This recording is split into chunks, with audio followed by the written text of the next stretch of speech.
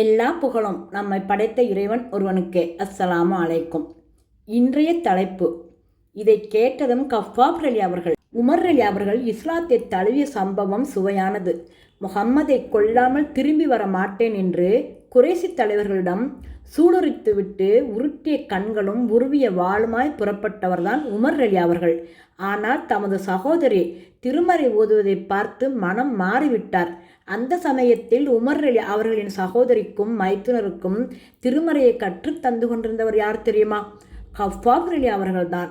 Umar அலி அவர்களின் மனமாற்றத்தை அறிந்ததும் அவரை அன்புடன் ஆரத்தல்வி அண்ணன் நபி நாயகம் ஸல்லல்லாஹு அலைஹி வஸல்லம் அவர்களிடம் அழைத்து வந்ததும் கஃபாப் அலி அவர்கள்தான். கஃபாப் அலி அவர்கள் இஸ்லாத்தை நிலைநாட்டுவதற்காக அறப்போர் செய்வதையும் இறைவணக்கமாகவே கருதினார்கள். அண்ணன் நபி நாயகம் ஸல்லல்லாஹு அலைஹி வஸல்லம் அவர்கள் கலந்து கொண்ட அனைத்து போர்களிலும் கஃபாப் அலியும் கலந்து கொண்டு தமது தோள் வலிமையை நிரூபித்தார்கள். தம் இன்னுயிரையும் பொருட்படுத்தாமல் போர்க்களங்களில் புகுந்து சூறாவளியாய் சுழன்று வந்தார்கள்.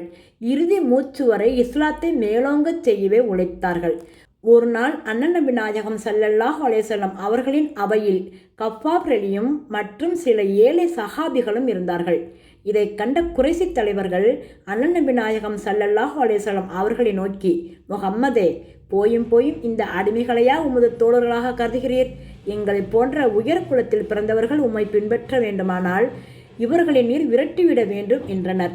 உடனே இறைவன் பின்வரும் திருவசனத்தை இறக்கி அருளி கஃபாப் அலி அவர்களையும் ஏழை சஹாபிகளையும் பெருமைப்படுத்தினான். நபியே, இறைவனின் முகத்தை நாடி காலையிலும் மாலையிலும் தம் ரப்பை இறைவனை பிரார்த்தித்து வணங்கி கொண்டிருப்போரை நீர் விரட்டி விடாதீர். இது இறைவசனம். இந்த இறைவசனம் அருளப்பட்ட பிறகு அண்ணன் நபி நாயகம் ஸல்லல்லாஹு அலைஹி வஸல்லம் அவர்கள் கஃபாப் அலிக்கும் ஏழ்மையில் வாழும் சஹாபிகளுக்கும் அதிக மரியாதை அளித்தார்கள். அந்த தோழர்கள் வருகை தரும்போது அண்ணன் நபி நாயகம் ஸல்லல்லாஹு அலைஹி வஸல்லம் அவர்கள் தம் போர்வையை விரித்து அவர்களை அமரச் செய்வார்கள்.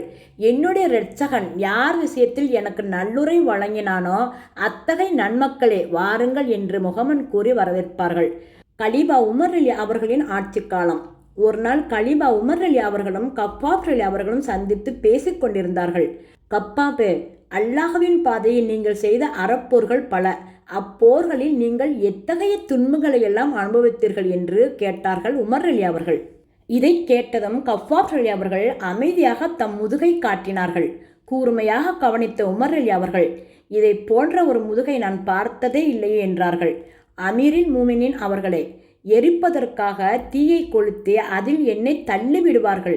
ஆனால் என் கொழுப்பு உருகி அந்த தீயை அணைத்துவிடும் என்கிறார்கள் கஃபாப் அலி அவர்கள்.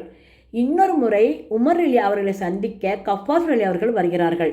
அவரை வரவேற்று இருக்கையில் அமரச் செய்து உமர் அலி அவர்கள் கூறுகிறார்கள், இந்த இருக்கையில் அமர தகுதியுடையோர் உம்மையும் இன்னொருவரையும் தவிர வேறு யாரும் இல்லை. உடனே கஃபாப் அலி அவர்கள் ஆர்வத்துடன் அந்த இன்னொருவர் யார் என்றார்கள். பிலால் என்று உமர் அலி அவர்கள் பதில் சொன்னார்கள். இல்லை உமர் அவர்களே, நமது அருமை தோழர் பிலாலை விட நானே அதிக துன்பங்களை அனுபவித்தேன். காரணம், சில இணைவிப்பாளர்களை ஏவிவிட்டு ஏதோ சில துன்பங்களிலிருந்தாவது அல்லாஹ் அவருக்கு பாதுகாப்பு வழங்கினான். ஆனால் எனக்கோ அப்படி இல்லை. என்னை துன்புறுத்துவோரை தடுக்க எவரும் முன்வரவில்லை.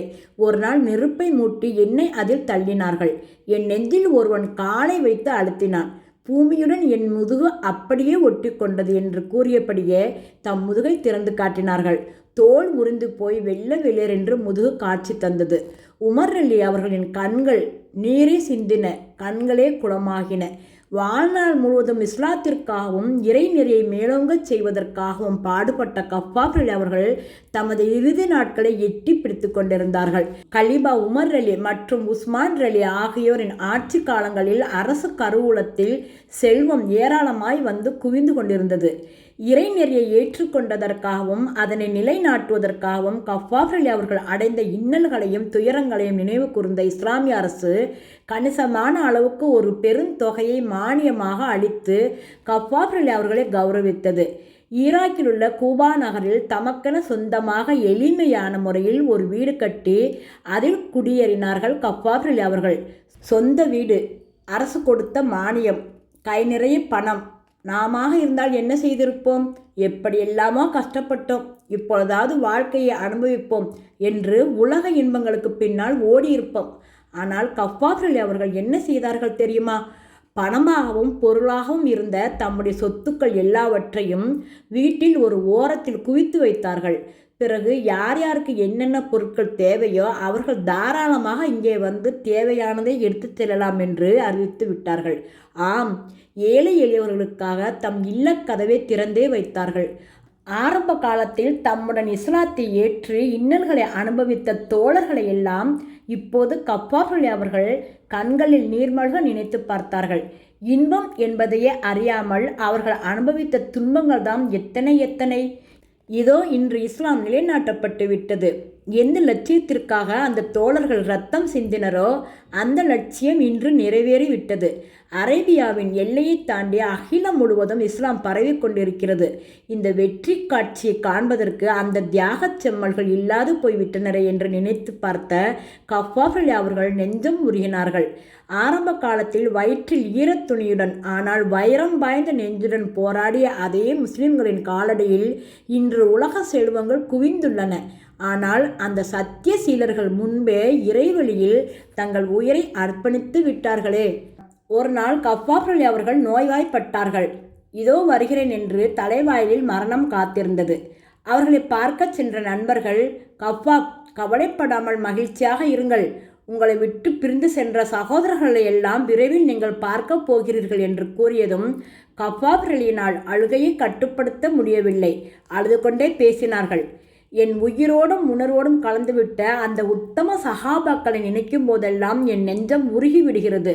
அவர்கள் இறைவனுக்காகவே வாழ்ந்தார்கள், அவனுக்காகவே இறந்தார்கள். தங்களின் செயல்களுக்குரிய முழுமையான நற்கூலியை பெற்ற வண்ணம் இவ்வுலகை விட்டு பிரிந்து சென்றார்கள். ஆனால் நான் அவர்கள் சென்ற பிறகும் கூட உயிர் வாழ்ந்து கொண்டிருக்கின்றேனே. இந்த உலக செல்வங்களிலும் கொஞ்சம் அனுபவிக்க வேண்டியதாகிவிட்டதே. இந்த மண் தரைதான் பொருத்தமான இடம். அதனால்தான் தேவையுள்ளவர்கள் என் உடைமைகளை எடுத்துச் செல்லுங்கள் என்று வீட்டு கதவை திறந்தே வைத்து விட்டேன். சத்தியமாக ஒரு நூலிலே கொண்டு கூட இந்த சொத்துக்களை நான் கட்டி காக்கவில்லை. யார் வந்து கேட்டாலும் மறுக்காமல் எடுத்துக்கொள்ளச் சொன்னேன். இப்படி சொல்லி முடித்ததும் தமக்காக தயாராக வைத்திருந்த கபன் துணியை பார்த்தார்கள். இந்த கபன் துணியை கவனித்தீர்களா? அண்ணன் நபி நாயகம் ஸல்லல்லாஹு அலைஹி வஸல்லம் அவர்களின் சிறிய தந்தையார் ஹம்ஸா ரலி அவர்கள் உஹது யுத்தத்தில் ஷஹீதானார்கள். அவர்களை போர்த்த ஒரு சிறு போர்வைதான் இருந்தது. அதை கொண்டு அவர் தலையை மூடினால் கால்கள் வெளியே தெரியும், கால்களை மூடினால் தலை தெரியும் என்று சொல்லிவிட்டு அதற்கு மேல் பேச முடியாமல் தேம்பி தேம்பி அழுதார்கள். தம்மை முழுமையாக கபன் செய்யும் எண்ணத்துடன் தயாரிக்கப்பட்ட அந்த துணி அளவுக்கு மிஞ்சிய பெரிய கபனாகி விட்டதோ என்ற அச்சமும் பேணுதலும் அவர்களுடைய அழுகையில் தெரிந்தன.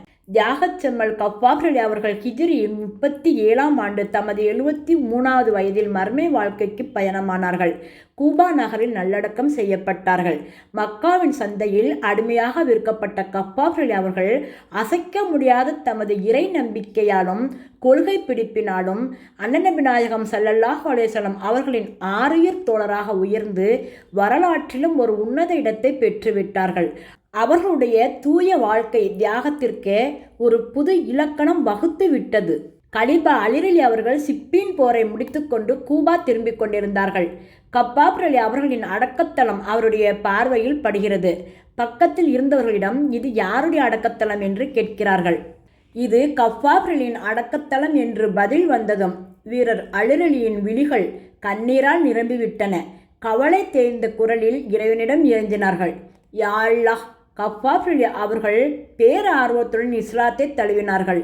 உனக்கும் உன் தூதருக்கும் கீழ்ப்படிந்து வாழும் எண்ணத்தில் தமது தாயகத்தையே துறந்தார்கள். வாழ்நாள் முழுவதும் அறப்போரில் ஈடுபட்டார்கள். கடும் துன்பங்களையும் சித்திரவதைகளையும் சகித்தார்கள். இறைவா, கஃபாப் ரலி அவர்கள் மீது உன் கருணை மழையை பொழிவாயாக. மகத்தான சுவனபதியின் முதல் வாசலை திறந்து வைப்பாயாக. ஆமீன் என்று கூறி இந்த செய்தியை முடித்துக் கொள்கிறேன்.